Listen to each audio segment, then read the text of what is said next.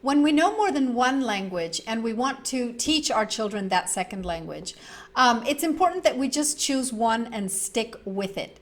In this video, I share with you why we shouldn't switch languages with kids, so stick around.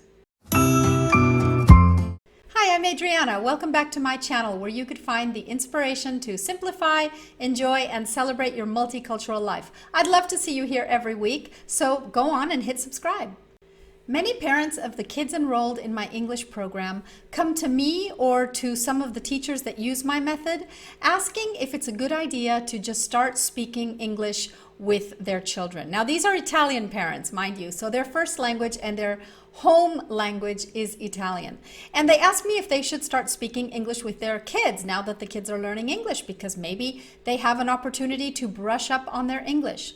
Now, these are parents that have not used English with the children, with their child since birth. So these are just parents that decide, hey, all of a sudden, this is a good idea, let's do this. And my answer to them is usually don't, and here's why. Young children are still figuring out the grammatical structure of language. How many kids have you heard say, I eated, I goed, I saw the fishes, and I saw the sheeps? These are typical mistakes that children make, but they show that the children have learned the rule. They have learned that an ed at the end, the suffix, will make the past participle, even though they don't really know what a past participle is yet. They understand that by adding an S, I'm making a plural, even if they don't really understand what plural means. They learn the grammar of their language because they are interacting with other people who are speaking, so they are able to understand the rule, but not the exception. In fact, the exception is learned because the children are corrected. Different languages have different rules.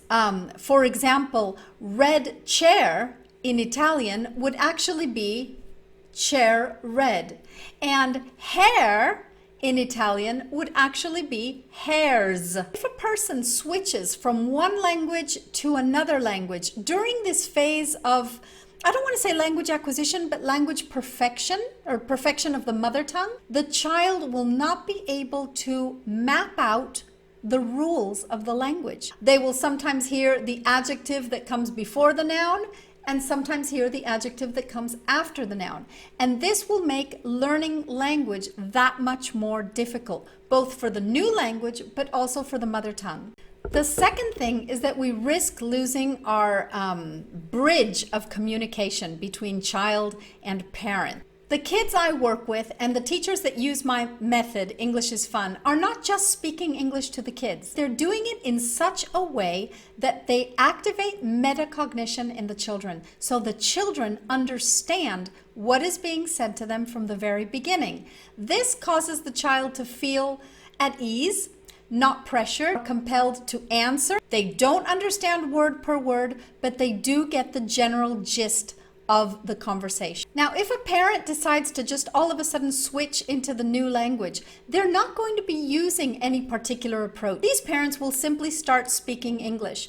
And while speaking English just all the time works in a setting that is all day, every day, 7 days a week, for example, children that move to a different country, that does work and they will learn. It's not going to work in an English course. It's not going to work in that, 20 minutes that the parent decides to speak English or whatever the language is with their child. So because the parent is now speaking this new language to the child and the child is not understanding, this can cause great frustration in children because that bridge of communication is now severed. And something that can be quite unexpected is the boomerang effect.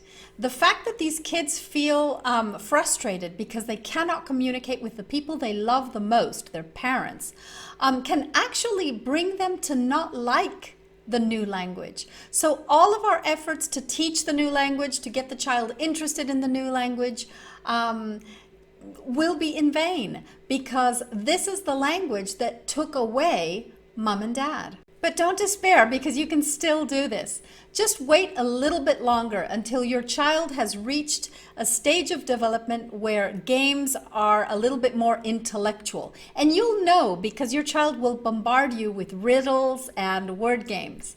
At this point, you can play the foreign language game. Hey, let's play a game where I speak to you in this language and see if you understand. Because your child will intellectually be at that level where these types of games are fun. And it becomes her choice.